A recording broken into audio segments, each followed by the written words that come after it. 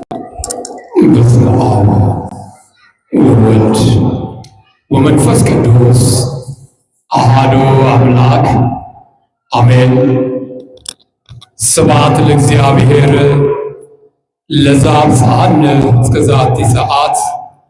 ምስጋና ለእግዚአብሔር ይሁን በሰማይ በምድር ላለው ለአምላካችን ለመድኃኒታችን ለኢየሱስ ክርስቶስ ክብርና ምስጋና ለእሱ ይሁን።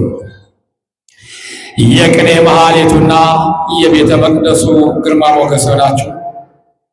አባቶች ሊቃውንት፣ ካህናት፣ ወንድሞች ዲያቆናት፣ ይልቁንም በዚህ በቅድስናው ስፍራ ከሩቅም ከቅርብም ተሰባስባችሁ የእግዚአብሔርን ቃል ለመስማት እግሮቻችሁ በመንገድ ላይ ያላችሁ፣ ይልቁንም ጉባኤያችንን በዝማሬ ያደመቁልንና ያረሰርሱን ዘማሪ ግርማቸው፣ ዘማሪት ዓለም ገና ጉባኤያችንን በጸሎት ከፍተው የዕለቱን ወንጌል አንብበው አባታዊ ምክር ያስተላለፉልን እጅግ አድርገን የምንወዳቸው መጋቢ አእላፍ ቀሲስ ሀብታሙ፣ እናትና አባት ወንድምቶቼ፣ በወደደንና ባፈቀረን በደሙ ዋጅቶ በገዛን በመድኃኔዓለም ስም እንደምን ከረማችሁ?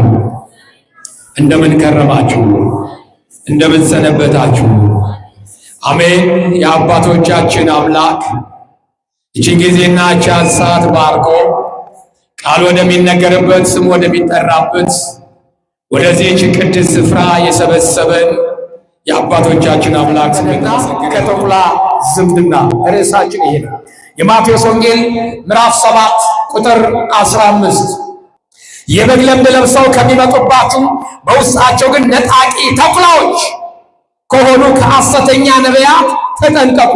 ርዕሳችን ትምህርቱ እግዚአብሔር የሰላም አምላክ እንጂ የውከት አምላክ አይደለም ከሚለው ጋራ የሚመጋገብ ደረጃን አንድና ደረጃ ሁለትን ደረጃ 3 እያጣቀሰ የሚያመጣልን ስለሆነ ርዕሱን ደግሞ ቀይረነዋል።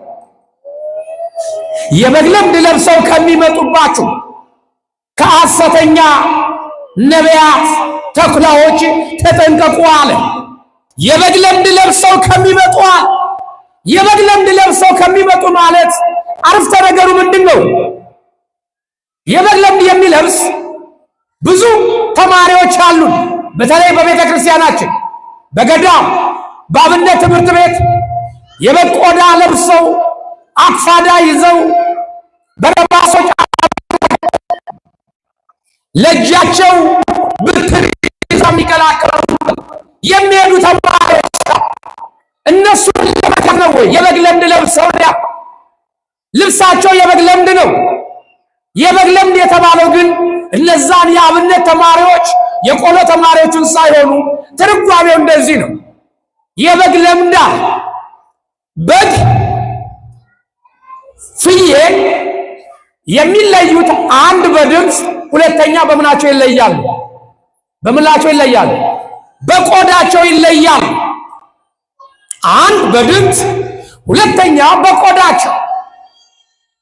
ምዕመናን በምን ይለያሉ በተባለ ክርስቲያኖች በምን ይለያሉ? ኦርቶዶክሳውያን ከተባለ በ80 በ40 ቀን የተቀበሉት ልጅነት ማስመስከሪያ ማህተብ ያደርጋሉ። ምን ያደርጋሉ? ምን ያደርጋሉ? ማህተብ። ስለዚህ ኦርቶዶክስን ከሌላ አማኝ መለየት ይከብዳል። በምን ይለያል? ለምሳሌ ከሙስሊም ወይም ከጴንጤዎቹ ኦርቶዶክስ መሃል ቢኖር በምን ይለየዋለን? በምን ይለያል?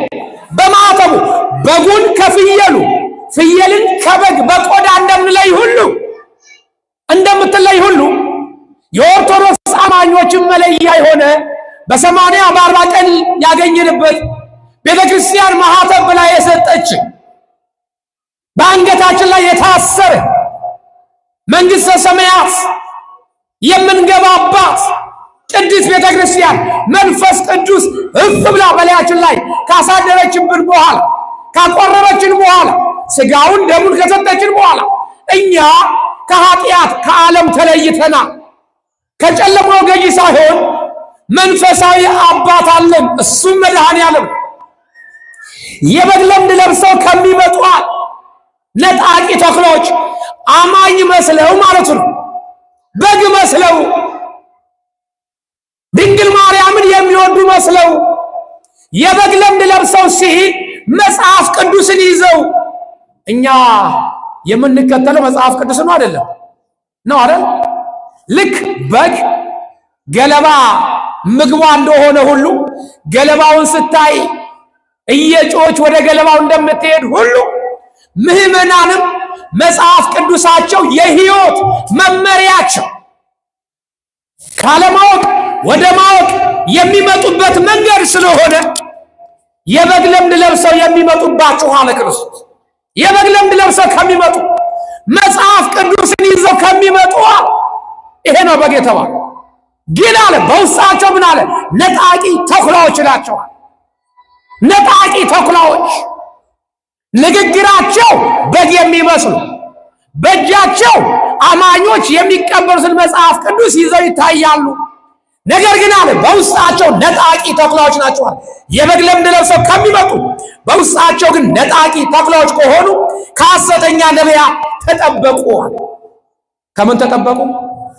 ከሐሰተኛ ነቢያት ተጠበቁ። ከሐሰተኛ ነቢያት ነን ለሚሉ፣ ወንጌልን ሰብካለን ለሚሉ፣ ፓስተር ነን ለሚሉ፣ በየመንገድ ላይ አላሳልፍ ካሉን ተጠበቁን ያለው ከሐሰተኛ እግዚአብሔርን እንደሚያቆነው ግን ያላወቁ የበራላቸው መስለው ግን በጨለማ ያሉ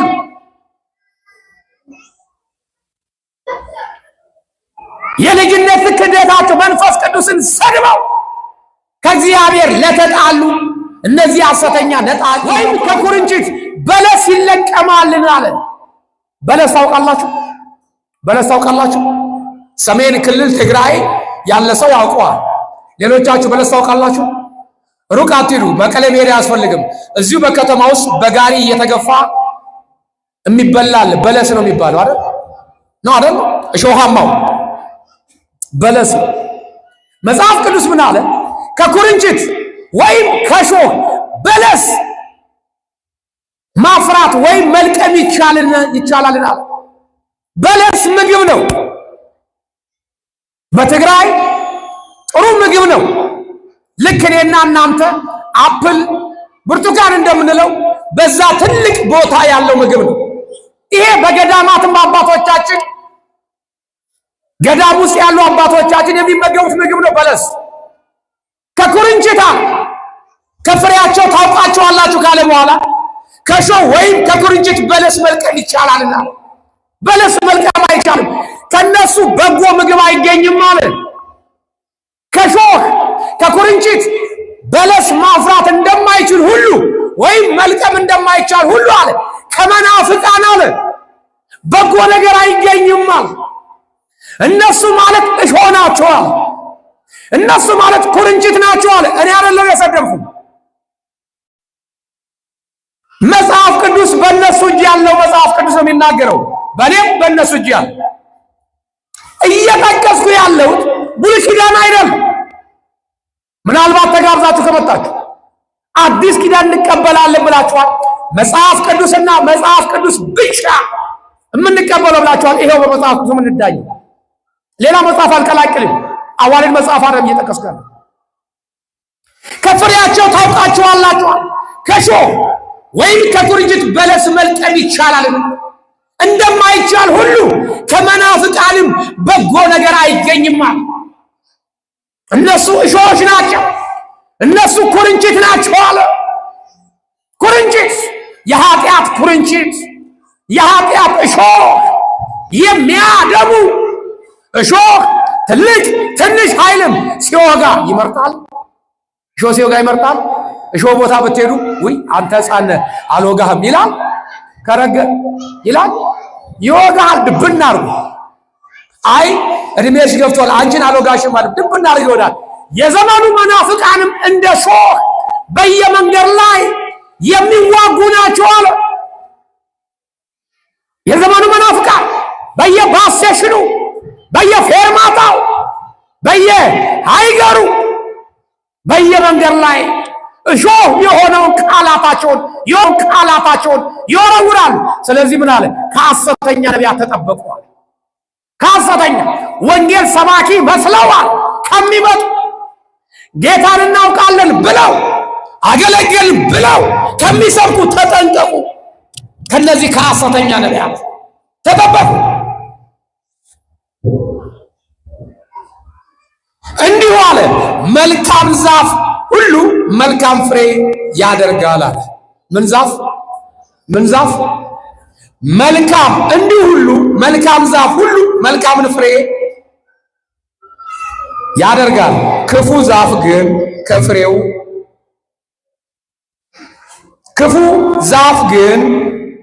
ክፉ ፍሬ ያደርጋል አለ። ክፉ ዛፍ ክፉ ፍሬ ያደርጋል። ቆምጣጤ ተክለን ትርንጎ ይጠበቃል? አይጠበቅም። እንደዚሁ ከነሱ ፓስተሮች፣ ከነሱ ነቢያት፣ ከነሱ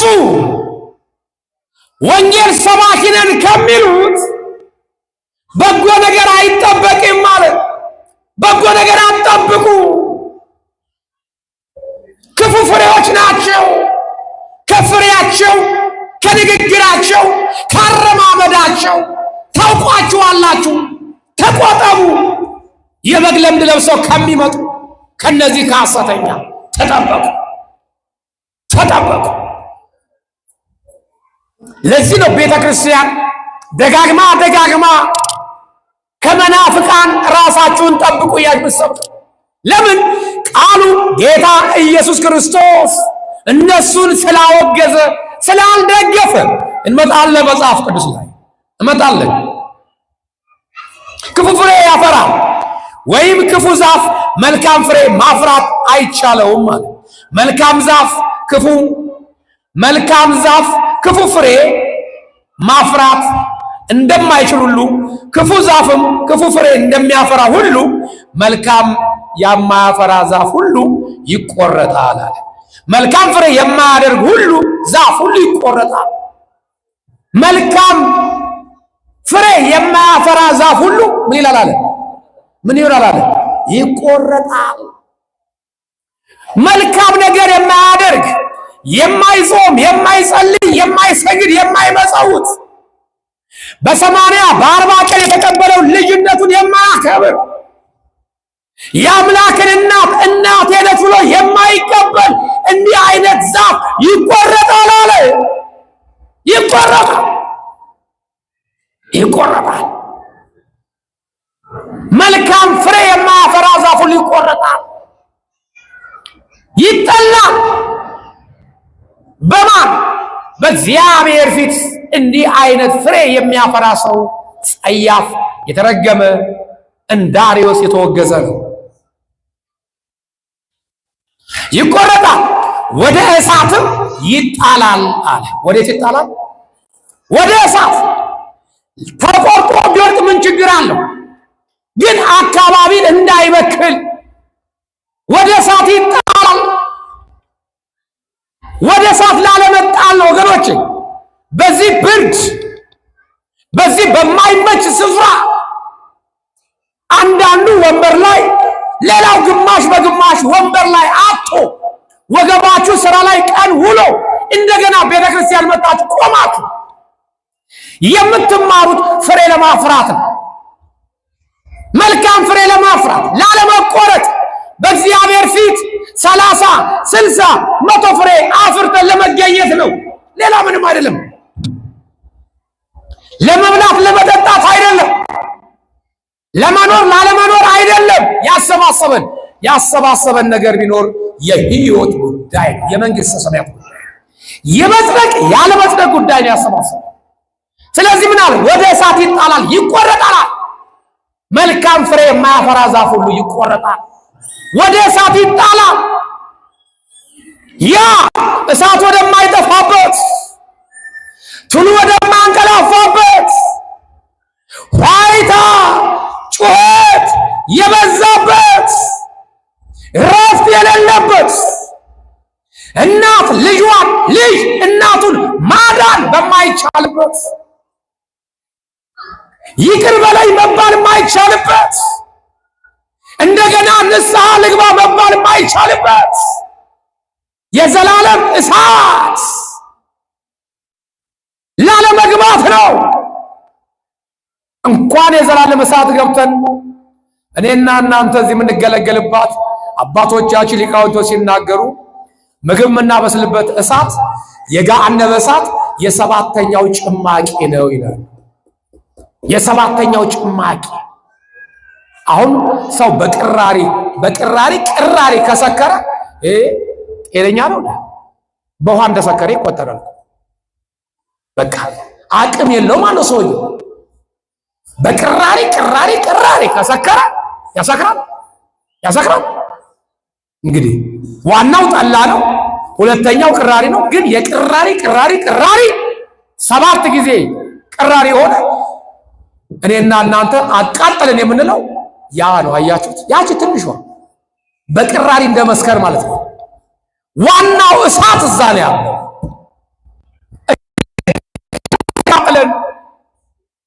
በምድር ላይ የ7 ጭማቂ እሳት እንዲህ ካቃጠለን ያ ዋናው እንዴት ነው የሚያደርገን? ሰው በቅራሪ ከሰከረ በዋናውማ ቢጠጣ ይሄ ሰው ሊሞት ነው ማለት ነው። ላለመቃጠል ነው። ይግባኝ የለም፣ ጥብቅና የሚቆም የለው። ጥብቅና የሚያቆምህ ይግባኝ የሚቆምልህ በምድር ላይ የሰራው መልካም ስራ ብቻ ነው። በምድር ላይ የምትሰሪው ስራ በምድር ላይ እንዲላ። ስለዚህም ከፍሬያቸው ታውቋቸዋላችሁ። በሰማይ ያለውን የአባቴን ፍቃድ የሚያደርግ እንጂ ጌታ ሆይ የሚለኝ ሁሉ መንግሥተ ሰማያት የሚገባ አይደለም ማለት። ምን የሚለኝ ሁሉ? አቤት የአባቴን በሰማይ ያለውን ቤት ያለውን በሰማይ እኛ እያመለክን ያለነው እየጠራነው ያለነው እየተማጸን ያለነው ቤት ያለውን አምላክ በሰማይ አገራችን በሰማይ ነው የምንለው ወደን አይደለም። ለምን? አባታችን በሰማይ ስለሆነ። ክርስቲያን አገሩ በሰማይ ነው የምንለው ለምንድን ነው ከተባለ መኖሪያችንም የአባታችንም መኖሪያ ያለው በሰማይ ነው። በሰማይ ያለውን የአባቴን ፍቃድ የሚያደርግ እንጂ አለ። በሰማይ ያለውን የአባቴን ፍቃድ እንጂ አለ። ጌታ ሆይ የሚለኛ ጌታ ሆይ የሚለኝ ሁሉ መንግሥተ ሰማያት የሚገባ አይደለም። ስለዚህ ክርስቶስን ለማወቅ እንደ መንግስት መፈክር ይዞ ኢየሱስ ጌታ ነው በማለት ጽድቅ የለም። ተግባባን? በየመንገድ ላይ በየባስ ስቴሽኑ በየባሃይገሩ በየባሱስ ገብቶ ኢየሱስ ጌታ ነው ስላለ መዝለቅ የለም። ለምን? የአባቴን ፍቃድ የሚፈጽሙ ናቸው ያለው። ትእዛዙ ምንድነው? አትስረቅ ነው። ትእዛዙ ምንድነው? ከኔ ሌላ አምላክ አይኑር ነው። ትእዛዙ ምንድነው? እስከ መጨረሻ የሚጸና እሱ ይድናል ነው። ጥያቄ በመጽናት ነው። በ40 ቀን ልጅነት የተቀበልካትን ሃይማኖት ጠብቀሽ ስታስጠብቂ ነው ርስቱን መንግስቱን የምትወርሺው የአባቴ ልጅ የምትባይ። ጌታ ሆይ የሚለኝ ሁሉ መንግሥተ ሰማያትን የሚገባ አይደለም። በዚያን ቀን አለ። በምን ቀን አይሰማኝም። በዛን ቀን የትኛዋ ቀን? በዛን ቀን ማለት ምድር አደራዋን በምታስረክብበት ቀን። በዛን ቀን ማለት ጌታችን ኢየሱስ ክርስቶስ ዳግም በሚመጣበት ቀን። ዳግም የሚመጣው ሊወለድ ሊጠመቅ ሊሰቀል ሊቸነከር አይደለም። አንድ ጊዜ ሊያድን፣ አንድ ጊዜ ከጨለማ ዓለም ወደ ብርሃን ሊያወጣ ከሰማያት ሰማያት ወርዷል። ክብሩን ዝቅ አድርጓል። እኔና እናንተ የምንጠየፈው ከብቶች በበዙበት በከብቶች ግርግም ወይም በረት ውስጥ ተወልደዋል። በረቱን ያ የሸተተ በረት ክርስቶስ ሲወለድ ግን መዓዛው ተቀየረ። የኔና የእናንተም ኃጢአት አዳምና ሔዋን የሰሩት ኃጢአት እንደዛ በረት 7 እጅ ይሸት ነበር፣ ይገማ ነበር። ጌታ ከተወለደ በኋላ ግን ልዩነታቸውን መልሶላችኋል። ኩነኔውንና ጽድቁን አስቀምጦልናል። መምህራን አስቀምጧል። ብንሳሳት ንስሐ እንድንገባ ካህናት አስቀምጧል። መምህራንን፣ ንስሐ አባትን፣ ወንጌልን አልቀበል ብሎ በራሱ ትዕቢት ሰው ወደ እግዚአብሔር ካልተመለሰ በዚያን ቀን ፍርድ ይጠብቀዋል። ስለዚህ መጽሐፉ እንዲህ አለ፣ በዚያን ቀን ብዙዎች አላው። በዚያን ቀን ጌታ በክብር ሲመጣ ከቅዱሳን መላእክቱ ጋር እያንዳንዳችን እንደየሥራ ሊከፍለን በሚመጣበት ሰራተኛ ወር ጠብቆ የወር ደሞዝ እንደሚከፈለው ሁሉ ሰራተኛ ነው። አሁን ስራ የቀረ በአግባቡ ስራውን ያልሰራ፣ በአግባቡ ስራውን የሰራ የታተረ ደሞዝ ክፍያ ላይ እኩል ይከፈላል? እኩል ይከፈላል? አይከፈል። ለምን ደግሞ አይከፈልም? ተቀጣሪ አይደሉም እንደ ሁሉም? አቤት! እነዛ ሰዎች ሁሉም ተቀጣሪ ናቸው የዛ መስሪያ ቤት። ለምን ደግሞ አይከፈላቸው? አቤት! ስራውን ቅጥረኛ ይሆኑ እንጂ በዛ መስሪያ ቤት የመስሪያ ቤቱን መመሪያ ሕግ አላከበሩ። እኔና እናንተም እግዚአብሔር ይፍጠርን ፈጣሪያችን ይሁን እንጂ ሕጉን ያከበረና ሕጉን ያላከበረ እኩል ጽድቅ ርስቱን መንግስቱን መውረስ አይችልም። ወገኖች መንግስት መውረስ አይቻልም። ጌታ ሆይ እሱንም እኔንም የፈጠርከኝ አንተ ነህ ማለት ይቻላል። አዎ የዛ መስሪያ ቤት ቅጥረኛ ልትሆን ትችላለህ፣ እኔም ቅጥረኛ ልሆን እችላለሁ።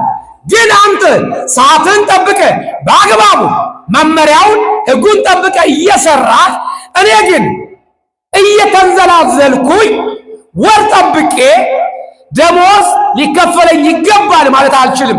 የመስሪያ ቤቱ ቅጥረኛ በሆንም መመሪያውን ስላላከበርኩኝ በአግባቡ ስራውን ስላልሰራው ግማሽ ደሞዜ ይቆረጣል። በዚያን ቀን እንዲህ አለ፣ በዚያን ቀን ብዙዎች ጌታ ሆይ በስምህ ትንቢት አልተናገርንምን? በምን አልተናገርንም? በምን አልተናገርንም? በስምህ ትንቢት አልተናገርንም። ትንቢት ማለት ምን ማለት ነው? በስምህ ትንቢት አልተናገርንምን? በስምህ አጋንንት አላወጣንምን? በስምህ ብዙ ተአምራት አላደረግምን ይሉኛል። በስምህ አጋንንት አላወጣንምን? በስምህ ትንቢት አልተናገርንምን? በስም የጌታን ስም የሚጠራ ሁሉ አይጸድቅም አለ መጽሐፉ። ደግሞ የአባቴን ፈቃድ የሚያደርግ እንጂ ጌታ ሆይ የሚለኝ አይጸድቅም። ሳጥናኤልም እኮ ክርስቶስን ያመሰግናል። ጋዳ ጋዳያ ያመሰግናል። ማመስገንማ ግን ምግባር የለው። ክርስትና ምግባር ሊኖረን ይገባል። ምግባር ከሌለን ከንቱ ወገኖች። በስም ትንቢት አልተናገርንም። ዛሬ የምታዩቸው ነቢያት ነን የሚሉት በየሶሻል ሚዲያው በየቲክቶኩ ትንቢት እናገራለሁ እያለ የሚናገረው ሁሉ ፌክ ነው። መጽሐፍ ቅዱስ አልደገፈው፣ ጌታ ክርስቶስም አልመሰከረለትም። ፌክ እንደሆነ የሱ ትንቢት የሱ በአዲስ ቋንቋ መናገር ጌታ ሆይ በስም አጋንንት አላወጣንምን? አዎ አጋንንት ሊያባርር ይችላል። የቱ ትልቁ ትንሹን ያባረራል። ለምሳሌ ያክል አንድ ሰው ጠጪ ከሆነ ሰይጣን ረቂቅ ነው። ጋርላኤል የሚባል አጋንንት አለ። ምን የሚባል ጋርላኤል የሚባል ጋርላኤል መጽሐፈ ሄኖክ ስታነቡ ታገኙታላችሁ። 100 አለቃ 50 አለቃ 10 አለቃ ይለዋል። ምንድን ያልኳችሁ? 100 አለቃ 50 አለቃ 10 አለቃ ፋሽን እንዳይወሳችሁ ከመጽሐፍ ቅዱስ ይወጣል። ከዚህ ነው የወጣው። 100 አለቃ የሚባል አጋንንት አለ የሚያዘምት፣ 50 አለቃ አለ፣ 10 አለቃ አለ። ማረግ አላቸው። 100 አለቃው 50 አለቃን ማዘዝ ይችላል አይችልም? ይችላል። ይሄ ማን ነው ከተባለ 50 አለቃ የሚጠጣ ከሆነ የሚያጨስ ከሆነ 100 አለቃ ምን ያደርጋል? ከፍተኛ ስለሆነ እሱ ደግሞ ያንን ውጥ አይልና ክህደት ይከታል። ክህደት ሃይማኖትን መክዳት። አሁን መጠጣትም ኃጢአት ነው። ሃይማኖት መክዳትስ ኃጢአት ነው አይደለም? ኃጢአት ነው። አያችሁት? አንዱ አንዱን ያዘዋል። የሚያስጠጣ ጫት የሚያስቅም ሲጋራ የሚያስጨስ መንፈስ ቅዱስ ነው ወይ ሰይጣን ነው? ሰይጣን ዓላማው ምንድን ነው? መጀመሪያ አንተን ማሳሳት። ሃይማኖትን የሚያስገዳስ መንፈስ ቅዱስ ሰይጣን የጫት መንፈስ ይወጣና የክህደት መንፈስ ይገባል። ተግባባል? ውይ እከሌ እኮ ያጨስ ነበር፣ እከሌ እኮ ይጠጣ ነበር። አይገርም? እዛ ሲገባ እኮ እርግፍ አድርጎት ነው ይባላል። እርግፍ አድርጎ ሲተው ሌላ ነው የተቀያየረው። የሰይጣን የሲጋራ መንፈስ ወጣና የክህደት መንፈስ ነው የገባው። ሁለቱም አንድ ናቸው። 50 አለቃ ወጣ 100 አለቃ ገባ ነው፣ ወይም 10 አለቃ ወጣ 50 አለቃ ገባ ነው ጥያቄ። እከሌ እኮ ሲጋራ ጫሽ ነበረ፣ አሁን ግን ወደዛ ሃይማኖት ሲገባ እርግፍ አድርጎት። እከሌ እኮ በጣም ይጨፍር ነበረ፣ አሁን ግን ጭፈራ ያለበት ዘፈን ያለበት ቦታ ድርሽ አትልም። አይገርምም ይላል። አዎ ድርሽ አትልም። እሱም ወደፊት እንመጣበታለን።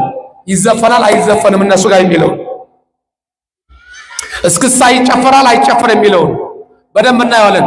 ረጌም አለ፣ ምንጃርኛ አለ፣ አሸዋይና አለ፣ ዓለማዊ ጭፈራ አለ፣ የባህል ጭፈራ አለ። በደንብ እናየዋለን፣ እንመጣበታለን ወደፊት። በስም አጋንንት አላወጣንምን? በስም ብዙ ተአምራት አላደረገምን ይሉኛል። ያን ጊዜ ከቶ አላቃችሁም እናንተ አመፀኞች ከኔ ራቁ ብዬ እመሰክርባቸዋለሁ። ትእዛዜን የሚፈጽም በሰማይ ያለውን የአባቴን ትእዛዝ የሚፈጽም እንጂ በአፍ ብቻ በመሸንገላለን። አሁን እዚህ ጋር ድንገት ተንገዳግጄ ብሆን ግማሻው ውይ ኃይልዬ ሊል ይችላል፣ እኔ የሚል ይኖራል። አንዳንዱ ከልቡ ሊሆን ይችላል፣ አንዳንዱ ደግሞ በአፍ ብቻ ሊል ይችላል። በአፉ እኔ ሊልና አረዛው ድፍት ያርገታ አባስና ይለኛል። ከልቡ ደግሞ አንዳንዱ አፈር ልብላለ እኔን ብሎ ልክ ልጁ እንደወደቀበት ልቡ ስንጥቅ የሚል ሰው ደግሞ አለ። ያንን ግን ለይቶ የሚያውቀው ማን ነው? እኔስ እግዚአብሔር። በቃ እኔ አፋችሁን ነው ልብን የሚያይ እግዚአብሔር። ስለዚህ በስም አጋንንት አላወጣንም፣ በስም ትንቢት አልተናገርንም ማለት ይቻል ይሆናል፣ ግን ከልብ አምነውበት አይደለም፣ ትእዛዙን ፈጽሞ አይደለም። የእግዚአብሔርን ማደሪያ እናቱን እየሰደቡ እግዚአብሔርን አውቃለሁ ማለት አይቻልም። ወንድሞች በማይገባ ቋንቋ ተናግሮ በአዲስ ቋንቋ አልተናገርንም አይሰራም። ባለቤት የሌለው ቋንቋ ምን ዋጋ አለው? እግዚአብሔር ያልመሰከረበት ቋንቋ፣ ወንጌል ያልሰበከበት፣ ሐዋርያት ወንጌል ያልሰበኩበት፣ ቅዱሳን ያልተናገሩት ቋንቋ፣ ዝም ብሎ ባለቤት የሌለው ቋንቋ፣ ዝም ብሎ ብቻ ላማ ዲዲዲዲዲ ሽሽሽባ ባባባባ ምንድነው? ኦሮምኛ ነው? ከምባትኛ ነው? ሀዲያ ነው? ሶማሌኛ ነው? ስልጥኛ ነው? ምንድነው ይሄ? ባለቤት የሌለው ቋንቋ። ጌታችን ኢየሱስ ክርስቶስ ወንጌል የሰበከበት ቋንቋ አረማዊ ቋንቋ ይባላል። ዕብራይስጥ፣ በግሪክ ቋንቋ፣ በአረብኛ ሐዋርያቶች ወንጌል አስፋፍተዋል። ይሄ አረብኛም አይደለም ግሪክኛም አይደለም። ምን አይነት ቋንቋ ነው? ይሄን ቋንቋ አልተናገርንም፣ አላቅም። አላቃችሁም ማለት እግዚአብሔር አላቃችሁም ከመባል እሱ ይጠብቀን ወገኖች። አላቃችሁም ብዬ እመሰክርባችኋለሁ። አላቃችሁም ብዬ እመሰክርባችኋለሁ። ስለዚህ አለ ይህንን ቃሌን ሰምቶ የሚያደርገው ሁሉ ቤቱን በአለት ላይ የሰራ ልባም ሰው ይመስላል አለ። ስለዚህ ይህንን ቃሌን ሰምቶ የሚያደርግ ሁሉ ቤቱን በአለት ላይ የሰራ ልባም ሰው ይመስላል አለ። ይሄን ወንጌል እየሰማ ማህተሙን ለማይበጥስ፣ ይሄን ወንጌል እየሰማ ቅዱሳንን የሚያከብር፣ ይሄን ወንጌል እየሰማ ከቤተ ክርስቲያን ለማይጠፋ ሰው አለ ቤቱን በአለት ላይ የሰራ ሰው ይመስለኛል። ጴጥሮስ አንተ አለት ነህ አለው። ምንድነህ? አለት ነህ። ቤተ ክርስቲያኔ በአንተ ላይ ሰራዋት፣ መሰረትኳት። አለት የማይሰነጣጥቅ አለት እጅግ የማይሰምጥ ብል የማይበላው ምስ የማይበላ የማያፈራ አለታማ ይባላል። ጠንካራ ማለት ነው። ቤቱን በአለት ላይ የሰራ ሰው ይመስላል። ቃሌን ሰምቶ እስከ መጨረሻ ለሚጸና ዛሬ ያስቸገረን ቃሉን ሰምቶ እስከ መጨረሻው የሚጸና ትውልድ አጥተናል። እስከ መጨረሻው የሚጸኑ መምህራኖች አጥተናል። ዛሬ ጀምራችኋል። ሁልጊዜ እየመጣችሁ ማክሰኞ ትዘልቃላችሁ ወይስ እንደ አውቶቡስ ተሳፋሪ ፌርማታ ላይ ተንጠባጠቡ ይሆን? ወንድሞቻችን እንዲህ ነው የገጠማቸው። መጀመሪያ በ80 በ40 ቀን በልጅነታቸው ቤተክርስቲያን መጥተዋል። ግን በኃጢአታቸው በበደላቸው ምክንያት ከመነሻዋ ጢም አርጋ ጠጥቃ ትነሳለች። በየፌርማታው ግን ወራጅ አለ እያለ እንደሚንጠባጠበው ሁሉ ብዙ ክርስቲያኖች ነን ያሉ ወንድሞች፣ መምህራን፣ ዘማሪያን፣ ቄሶች፣ መርጌቶች፣ መነኩሴዎች፣ ምዕመናን ሁሉ ሳይቀሩ ቆራቢ ሁሉ ሳይቀር ተንጠባጥበዋል። በየአዳራሹ በየመንገድ ላይ ቀርተዋል። አሁንም ብዙም ይራገፉ አሉ። ከሚራገፉት ግን መድኃኔዓለም አያደርገን ወገኖች፣ አሜን። ከሚራገፉት አያደርገን፣ ከሚጸኑት ያድርገን። ከሹፌሩ ጋራ ከመነሻው ጥቅጥቅ ብለው ሄዱና መጨረሻው ማዞሪያ ላይ የሚደርሱት ሹፌሩና ትኬት ቆራጯ ጥቂት ሰዎች ናቸው እዛ የሚደርሱት። ሌላው በየመንገድ ላይ ተንጠባጥቧል። እውነት ወይስ ሐሰት? እውነት ነው አይደል? ተንጠባጥቦ የሚፈልገው ቦታ ሲል ይወርዳል። ወራጅ አለ። ኧረ ሹፌር እባክህ አውርደኝ እያለ ይወርዳል። የሚፈልገው ቦታ። ብዙዎች እንዲህ ነው። ለስጋቸው የሚመቻቸው ቦታ ላይ ይወርዳሉ። ለስጋቸው የሚመቻቸው ለወድ የሚመቻቸው ሲሆን ይወርዳሉ። አንዳንዱ ሴት የሚፈልግ ከሆነ በቃኝና ወደዛ ይሄዳል። የምፈልጋትን ሴት ስላገኘው ይላል። ለዛ ሲል ሃይማኖት ይቀይራል። አንዳንዷ ደግሞ አይ በቤተሰብ ደሃ ነው እሱ ሃይማኖቱ ሌላ ቢሆንም አገሬ ጋራ ነው ሃይማኖት የግል ነው፣ ነገ ጧት እሱ ጋር ገብቼ ቀስ ብዬ መልሰዋለሁ ብላ ብሩ ፍለጋ ወደ አንተ ትመጣለች፣ ትወርዳለች። ለስጋ እንደሚመቻል ልክ የምንፈልገው ቦታ እንደምንወርድ ሁሉ መኪና ላይ እኛም የምንፈልገው ቦታ ላይ እንወርዳለን። ብዙዎች እንዲህ የወረዱት ጥቅም ፍለጋ፣ አንዳንዱ ሴት ፍለጋ፣ አንዳንዱ ወንድ ፍለጋ፣ አንዳንዱ ብር ፍለጋ፣ አንዳንዱም ስራ ፍለጋ ተንጠባጥቧል ወገኖች። ስለዚህ ሁሌ መጸለይ ካለብን ምንድነው? ጌታ ሆይ ከሚራገፉት ሳይሆኑ ከሚጸኑት እስከ መጨረሻው ከጸኑት ጋር እንደ ቅዱስ ዮሐንስ እንደማን አልኳችሁ? እንደ ቅዱስ ዮሐንስ ጸንቶ እናቱን በቀራንዮ ድንግል ማርያምን እንደተሸለመ ሁሉ እኔም እስከ መጨረሻው ጸንቼ ርስትን መንግስትን እንድታወርሰኝ መልካም ፈቃድ ይሁን እያል ልንጸልይ ይገባል እንጂ ልንጠባጠባ አይገባም ወገኖች። በተራገፉ ሰዎች አንፍረድባቸው። ተንጠባጥበው በወረዱት አንፍረድ። ለምን በዚህ የምትፈርድ አንተ ማነህ ይላልና። ማንም የቆመ ቢመስለው እንዳይወድቅ ይጠንቀቅ ይላል ብርሃናት ዓለም ቅዱስ ጳውሎስ።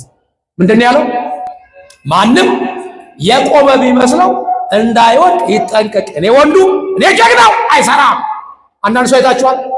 2018 በቃ ሁለተኛ አልጠጣም፣ አላጨስም፣ መጠጥ በደረሰበት አልደርስም፣ ሲጋራ ባለበት አላጨስም ብሎ እስከ ጳጉሜ 5 ድረስ ግን በቃ መሰናበሻ ብሎ እያለ ሲያጨስ የነበረ 2018 አልጠጣም በቃ የመጨረሻዬ ብሎ እስከ 6 ሰዓት ድረስ ሲገለብጥ የነበረ ከ2 ሳምንት በኋላ ደግሞ ሲያዛጋበትና ሲዞርበት ምን አባቱ ይሻላል እና አምጡ ይላል። እንደምንም 1 ወር አላጨስ ያለ ሰውዬ ጥቅምት ላይ የጀመረ ሰው ይኖራል። እንደውም ማካካሻ ይላል። ያባከንኩት የመስከረም ሁሉ አለብኝ ድርሻ የሚያካ ሴትዮ አንድ ልጅ አላቸው። ይሄ ልጃቸው የቀን ስራ ነው የሚሰራው። የምን ስራ አልኳቸው? የቀን ስራ ነው የሚሰራው። ያለችው ደግሞ ምስኪን ደሃ ነውና እናቱም ደሃ ናቸውና አንድ ሱሪ ያለችው አንድ ሱሪ ያችን አንድ ሱሪ በጄሶ አጨማልቆ ይመጣል። በጄሶ ቀለም ስራ ሲያገኝ ይቀባል። ማታ ደግሞ ውልቅ ያደርግና የእናቱን ነጠላ ያገለድማል። እማዬ ደክሞኛል እባክሽ ጠቢልኝ ይላታል። እናት ደግሞ በዛች አቅመ ደካማ ዱካ ላይ ቁጭ ብለው ጨፍ ጨፍ ጨፍ ጨፍ ያደርጋል። ከዛ ጨርሻለሁ ና ልጄ ለጠዋት እንዲደርቅልህ ና አጫምቀኝ ይላሉ። እሳቸው እግሩን ይይዛሉ፣ እሱ ደግሞ ከወገብ ወፈር የሚለውን ይይዛል። ለሁለት ይጨምቋታል እስከትንጣጣ ድረስ ክሯ እስከምትበጣጠስ። ከዛ ደግሞ ያሰጧታል። ለምን? ለጠዋት መድረቅ አለባት። ጠዋት ላይ ሌላው ይደርቃል፣ ወገብ ላይ ደግሞ እርጥብ ነው። ለብሶት ይሄዳል። አሁንም ደግሞ ሲመለስ በቀለም አጨማልቆት ይመጣ። አሁንም ይሰጣል። አሁንም እናት ያጥባል። ምን አላቸው? እስከ መቼ ነው ለልጄ በአቅመ በደካማ ጉልበቴ እያጠብኩ እስከ መቼ እኖራለሁ? እስከ መቼ እኖራለሁ? ስለዚህ እንደው እኮ አንዷን ፈልጎ ቢያገባ ቢጤውን ፈልጎ ቢያመጣ ጥሩ ነው። ስለዚህ ልጅ ልምከረው አሉ። ከዛ ልጃቸውን ጠሩት። ልጅ አሉ እባክህን እኔም አቅሜ ደከመ፣ ልብስ ማጠብ ደከመኝ፣ አቅሜ ደከመ፣ ምግብ ማብሰሉም አልቻልኩም። ቢጤህን አቻህን ፈልገህ ጎትተህ አምጣ አሉት። ከዛ እማዬ አለ ማምጣቱን አመጣለሁ፣ ግን የራሴ የሆነ ቤት እኮ የለኝም። በአመጣት የት አስቀምጣታለሁ? አይ ልጅ ለቤቷ አትጨነቅ፣ እኔ ጓዳ እቀመጣለሁ፣ ሳሎኑን ለእናንተ ለቃለሁ። ተስማማሽ? አዎ እሺ አለና የእናቱን ፍላጎት ለማሟላት የምትመስለውን አቻውን ጎትቶ አመጣ። እግዚአብሔር አምላክ ከመጎተት ይጠብቃችሁ እህቶች። አስቸጋሪ ነው፣ እየተጎተቱ አስቸግሯል። ብዙ እህቶቻችን ተጎትተው ገብተዋል። ድሮ መኪና ነበረ አንዱ አንዱን የሚጎትት። ዛሬ ግን እህቶቻችን በጥቅም እየተጎተቱ አስቸግረውናል። ሃይማኖታቸውን ሳይሆን የሚጠብቁት ጥቅም ነው የምናስቀድመው። ምን አለው ምን አላት ነው ጥያቄ። ቤት አለው ወይ ትያለሽ፣ ቤት ፍለጋ ትገቢያለሽ። የዘላለም ቤትሽን ግን ታጫለሽ። የዘላለም ቤትሽን ታጫለሽ። ቤት አላት ብለህ ትሄዳለህ፣ የዘላለም ቤትን ታፈርሳለህ። ወንድሜ እባካችሁ ቅድም ብያለሁ፣ ቤታችን በሰማይ አንንጠባጠብ፣ አንውረድ። ከተሳፈርንበት አውቶቡስ ላይ ባካችሁ ከመርከብ ላይ አንውረድ። ኖህ ከጥፋት የዳነባት መርከብ አማናዊቷ ቤተክርስቲያናችን ነች። እባካችሁ ከጥፋት እንዳናምልጥ። ብዙ የሚያስወርዱ ነገሮች አሉ። ማይበል አለ፣ ወጀብ አለ፣ መርከቧን የሚያናውጥ አለ። የማንጠብቃቸው ሰዎች ከቤተ ክርስቲያን ወርደውብን ወርቀዋል። እነሱን ግን አንይ ከመርከብ ላለመውረድ እንደምንም ብለን እንንጠልጠል፣ እዛው ሙጠኝ እንበል። ድመት በጥፍሯ እንደምትይዙሉ እኛም ከቤተ ክርስቲያን ወገኖች አንነቃነቅ። ከቤተ ክርስቲያን የሚያወርደን ነገር ካለ ሞታችን እንምረጥ። ቢጤውን ፈልጎ ጎትቶ አስቀመጠ። ይኸውማ የባልሽ መሰረት አመጣሁሽ፣ ደስ ይበልሽ አላት። እሺ ልጄ እንደ ልጄ ነሽ አሏት። ከዛ ጠዋት ላይ እናት ምሳ ልጃቸውን ቁርስ አበሉና ምሳ ቋጠሩ ለልጃቸው። ከዛ እሷን እንግዳ ነችና ቡና አፍልተው ቁርስ አቅርበው ልጄ ተነሽቢ አሏት። እሺ አለች። ተነሳች፣ በላች፣ ቡና ጠጣች፣ መልሳ ተኛች ዕቃዋን ሳታጥብ። አይ እንግዳ አይደለች ጓዳውን አታውቀው አሉና እሳቸው ያችን ለቃ ለቅለቅ አድርገው አጠቡ። ምሳ ሰዓትም ልክ እንደዚህ ደረሰ። አበሉ አጠጡ፣ እራትም አበሉ አጠጡ። ቢያዩ መብላት መተኛት፣ መብላት መተኛት፣ ስራ የለም። እኚህ እናት ምርር አላቸው። ለልጃቸው ማብላት፣ እንደገና ደግሞ ለሚስቱ ማብላት፣ እሷ የበላችበትን ማጠብ፣ እሱ የበላበትን ማጠብ፣ የእሳቸውን ማጠብ፣ ምርር አላቸው። እንዲህ እያረጉ ወደ 3 ወር ምናምን ገደማ ደረሰ። ልጄ አሉ ና ቁጭ በል እስኪ አሉ። ዛሬ እፈልግሃለሁ። ሳሎኑ የልጃቸው ነው ከሚስቱ ጋር፣ የእሳቸው ደግሞ ጓዳ ነው። ጓዳ ጠሩትና ልጄ እኔ አቅሜ ደከመ ብዬ ነበር፣ ሚስት አግባ አልኩ። እቺ ያመጣሃት ሚስት ነች ወይስ ደባለች እንዴ? ጭራሽ እኮ የአባቷ ባህሪ ያደረገች። ማዘር የሚበላ አምጡ ትለኛለች፣ እሰጣለሁ። በልታ እንኳን ዕቃዋን አታጥብ፣ ቤት እንኳን አትጠርግም። እቺ ምናምንቴ ጥራጊ ነገ ጠዋት አይኗን እንዳላይ አውጣና ጣልልኝ አሉት። እማዬ ምን ነካሽ? አግባ አግባ ብለሽ አሁን ደግሞ ስፈታ ሰው ይለኛል። ምንድነው እንዴ? ቤት አትጠርግም እያልኩ ልብሷን አታጥብ፣ የበላችበት ዕቃ አታጥብ። እችም አታግዝ ከሆነች ምን ጠቅመኛለች? እኔ እኮ ለአንተ ሚስት ለኔም ደግሞ ቡና የምታፈላ ቤት የምትጠርግልኝ መስላኝ ነበር። አምጣ ያልኩ አውጣና ጣል። ችግሩ ይሄ ነው ማየ። አዎ ቤት አትጠርግም፣ አዎ ዕቃ አታጥብም፣ አዎ ታዩ እናስተምራታለን። ቤተሰብ ስላላስተማራት ነው እኛ እናስተምራታለን።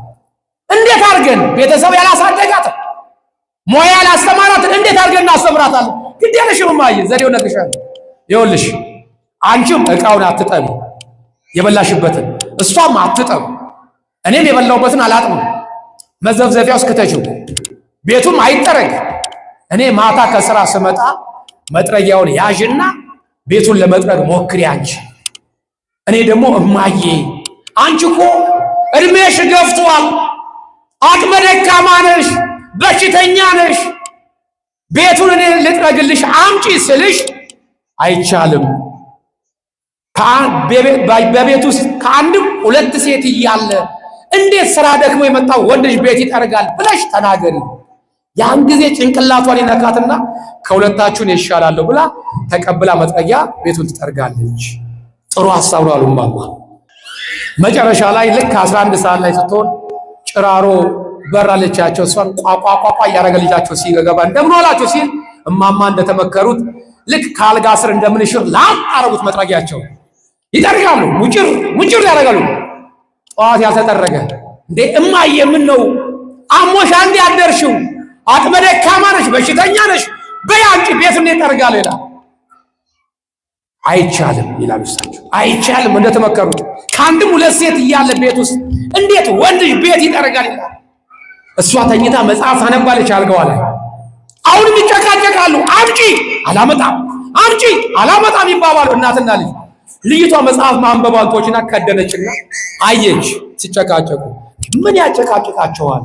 ተስማምታችሁ ተራ በተራ ጠረጉ፣ እኔ መጽሐፉን ላንብብበት አለች እሷ። ብዙዎች ተራ በተራ ወጥተዋል፣ ተራ በተራ ተጠርገዋል። እኛም የዚህ ቃል ትንቢት መፈጸሚያ እንዳንሆንና እንዳንጠረግ ማን ይጠብቀን? ማን ይጠብቀን? ማን ይጠብቀን? እግዚአብሔር ይጠብቀን ወገኖች። አዎ በእኛ ጉልበት፣ በእኛ ኃይል፣ በእኛ ዘራፍ በመባባል መዝለቅ ርሱን መውረስ አይቻልም ወገኖች። ይሄ ልናቅ ይገባል። ስለዚህ ይህንን ቃሌን ሰምቶ የሚያደርግ ሁሉ ቤቱን በዓለት ላይ የሰራ ልባም ሰው ይመስላል። ዝናብም ወረደ አለ። ምን ወረደ? ዝናብም ወረደ፣ ጎርፍም መጣ፣ ንፋስም ነፈሰ፣ ያንን ቤት ገፋው። በዓለት ላይ ስለተመሰረተ አልወደቅም። አልወደቅም። ዝናብ የተባለው የክህደት ዝናብ ነው። የምንፍቅና ዝናብ፣ በመናፍቃን ስብከት አንዳንዱ ሃይማኖቱን ይከዳል። ኃይለኛ ዝናብ ዝናብ ዘነበ፣ ንፋስ ነፈስ አለ፣ ጎርፍ መጣ፣ ቤቱን መታው። ግን መሰረቱ በአለት ላይ ስለነበረ አልፈረሰም። እባካችሁ ወገኖቼ በተለያየ ምክንያት በተለያየ ስብከት በሚመስሉን በማይመስሉን ሰዎች ሃይማኖታችን እየከዳን የዘላለም ቤታችን አናፍርስ ወገኖቼ። ቤታችን በአለት ላይ ተመስርቷል። መቼ? በ80 በ40 ቀን የተቀበልነው ልጅነት በክርስቶስ ሥጋውና ደም ታትመን አንድ ጊዜ ርስቱን ለመውረስ ልጆቹን ለመባል ባሪያዎች ልንባል ሳይሆን ልጆቹ ልንባል እግዚአብሔር አምላክ አንዴ በደሙ ዋጅቶ ገዝቶናል። ስለዚህ ቤታችንን መጠበቅ አለብን። ቤታችን እኔና ቤቴ እግዚአብሔር እናመልካለን ብለን ግድግዳ ላይ እንደምንለጥፈው ሁሉ ያ ጅብሰኑ ቪላ ቤቱ ፎቁ ሳይሆን ዋናው ቤቱ አንተ ነህ። እዝነ ልቦናህ ነው። በውስጥ ያለውን ክህደት፣ ጥርጥር አስወግድና ጣል። አስወግዳችሁ ጣሉ ወገኖች። ብዙ ባልኩኝ ሰዓት የለም፣ አብቅቷል። እግዚአብሔር አምላክ ቢፈቅድ እመብርሃን የዛ ሰው ብትለን ምልጃዋ ባይለየን የቅዱስ ሚካኤል ገብርኤል ጥበቃው ዘወትር ከፊታችን ከጎናችን ሆኖ የሳምንት ሰው ቢለን እግዚአብሔር አምላክ እንደፈቀደ እንነጋገራለን። ክፍል 1 ምዕራፍ 1 ክፍል ስንት? ክፍል 1 ምዕራፍ ስንት? ምዕራፍ 1 ርዕሱ ምንድነው? ርዕሱ ምንድነው? መች ተለመደና ከተኩላ ዝምድና። መነሻው ቁጥር ምንድነው? የማቴዎስ ወንጌል ምዕራፍ 7 ቁጥር 15 እዚህ ላይ ነው ያለነው። ያቆምንበት ግን ቤቱን በአለት ላይ ሰራ። ዝናብም ወረደ፣ ጎርፍም መጣ፣ ንፋስም ነፈሰ፣ ያንን ቤት ገፋው። በአለት ላይ ስለተመሰረተ አልወደቀም። ያቆምነው እዚህ ላይ ነው። አልወደቀም። እቺን ያዟት፣ አልወደቀም። ስለዚህ እንዳንወርቅ መድኃኒዓለም ይጠብቀን። እንዳንወርቅ ድንግል ማርያም በምልጃዋ ትጠብቀን። እግዚአብሔር አምላክ ከሁላችን ጋር ይሁን። በእውነት እጅግ አድርጌ እወዳችኋለሁ፣ እጅግ አድርጌ አከብራችኋለሁ። የተማርነውን ትምህርት ይበቃናል፣ እንደ ስጋችን ይበቃናል፣ እንደ ነፍሳችን ይቆየን። እግዚአብሔር አምላክ ሁላችን ከክፉ ነገር ይጠብቃችሁ። ሁላችን የዘርዓ ያዕቆብ እመቤት ያሳደገችን ታቦት ጻድቃኔ ማርያም እያንዳንዳችሁን ቅዱስ ኤፍሬም በባረከችበት በወርቅ መስቀሏ ሕይወታችሁን፣ መንገዳችሁን፣ እቅዳችሁን እሷ ትባርክላችሁ። ጣዕሟን በአንደበታችሁ፣ ፍቅሯን በልቦናችሁ ታሳድርባችሁ። በዘርፋፋ ቀሚሷን በድባብ ጥለዋ ትምራችሁ ትከተላችሁ። ከፊት የመላእክት አለቃ ቅዱስ ሚካኤል በሰው እየተመሰለ በእንቅፋት እየተመሰለ የሚመጣባችሁን እንቅፋት እስራኤላውያንን ቀኑን በደመና ሌሊቱን በብርሃን እየመራ ርስቱን እንዳወረሰ ሁሉ እናንተንም እቅፍ ድግፍ አድርጎ እንቅፋቱን አስወግዶ እሾህ ሳይወጋችሁ እንቅፋት ሳይመታችሁ ለቤታችሁ ያብቃልኝ። መልአከ ሰላም ቅዱስ ዑራኤል በዕለተ ዓርብ የክርስቶስን ደም በብርሃን ጽዋ ተቀብሎ በዓለም ላይ ለበረከት እንደረጨ ሁሉ በእያንዳንዳችን ቤት ላይ የሰላሙን፣ የፍቅሩን፣ የጤናውን፣ የበረከቱን መንፈስ በቤታችሁ ላይ ያፍስላችሁ። ይህ በእግዚአብሔር ፊት የሚቆመው ሊቀ መላእክት ቅዱስ ገብርኤል የዘካርያስን እንቆቅልሽ የፈታ የእያንዳንዳችሁን እንቆቅልሻችሁን ይፍታላችሁ። ታሪካችሁን ይቀይርላችሁ። ቋጠሯችሁን ይፍታላችሁ። የተዘጋውን በር በምልጃው ይፈትላችሁ። ዳንኤልን ከአንበሳ ጉድጓድ ያተረፈ እናንተንም ከምትፈሩት መከራ ሁሉ እሱ ያትርፋችሁ። አብሳሪው መልአክ ቅዱስ ገብርኤል ድንግል ማርያምን የምስራች እንዳሰማ ሁሉ እናንተም ያዘናችሁበትን ነገር ሁሉ ሐዘናችሁን ቀይሮ ወደ ደስታ ይቀይርላችሁ። ጫቱን ካፋችሁ፣ ሲጋራውን ከእጃችሁ ይጣልላችሁ። በዓይናችሁ መልካም ነገር ያስመልክታችሁ፣ በጆሮአችሁ መልካሙን ነገር ያሰማችሁ፣ በአንደበታችሁ መልካም ነገር ያናግራችሁ፣ ልቦናችሁን በጎ ነገር ያሳስብላችሁ። እጃችሁን የበረከት የፈውስ እጅ ያርግላችሁ። እግራችሁ የተቀደሰ የተባረከ ቦታ የሚረግጥ ያርግላችሁ። እግዚአብሔር አምላክ ስራ ያጡትን ወንድም እህቶቻችንን እግዚአብሔርን የሚያመሰግኑበትን የጠዋት እንጀራ ለአዳም ለሔዋን አልጠቀመምና የማታ እንጀራ ይስጥ ይላሉና እናትና አባቶቻችን እህቶቻችን ወንድሞቻችንን እግዚአብሔርን የሚያመሰግኑበትን የጠዋት አይደለ የማታ እንጀራ ይስጥል። የማታ እንጀራ ይስጥል። የማታ እንጀራ ይስጥል። በስራ ገበታ ላይ ያሉትን እናት አባት ወንድም እህቶቻችን በስራ ገበታቸው ላይ ያጽናል። ምቀኛውን አሾክሻኪውን እግዚአብሔር አምላክ ከእግራቸው በታች ይጣልልን። ከፍታን እንጂ ዝቅታን አያምጣባችሁ። የተወለዱትን ሕፃናቶችን እግዚአብሔር አምላክ ያሳድግልን። የታመሙትን ወገኖቻችን እግዚአብሔር አምላክ ፈውስን ምሕረቱ ይላክላቸው። የታሰሩትን ወገኖቻችንን እነ ቅዱስ ጴጥሮስን እነ ቅዱስ ኤርምያስን ከግዞት ከእስር ቤት ነፃ እንዳወጣ እነሱንም ነፃነታቸውን ያውጅልን። የሞቱትን ነፍሳቸውን በአብርሃም በይስሐቅ በያዕቆብ ዘንድ ነፍሳቸውን ያሳርፍልን። አገራችን ኢትዮጵያ ዙሪያዋን በእሳት አጥሮ መሃሏን ገነት ያደርግልን።